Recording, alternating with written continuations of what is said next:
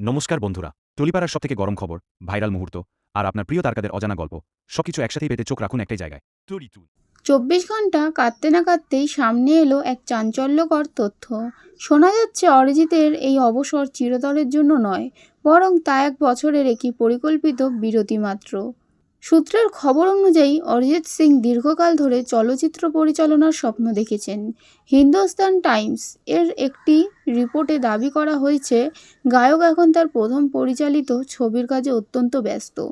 এই প্রজেক্টটির জন্য বিপুল সময় এবং পরিশ্রম প্রয়োজন। হাতে একগুচ্ছ প্লেব্যাকের অফার থাকলেও পরিচালনার কাজে মন দেওয়া অসম্ভব ছিল, আর সেই কারণেই তিনি নতুন কোনো গান না গাওয়ার সিদ্ধান্ত নিয়েছেন। 1 বছরের এই বিরতিতে তিনি তার পরিচালক সত্তাকেই পর্দায় ফুটিয়ে তুলতে চান, পাশাপাশি ইন্ডাস্ট্রিতে নতুন প্রতিভাদের জায়গা করে দেওয়ার ইচ্ছাও প্রকাশ করেছেন। তিনি চান এমন কোনো নতুন গলার স্বর আসুক যা তাকে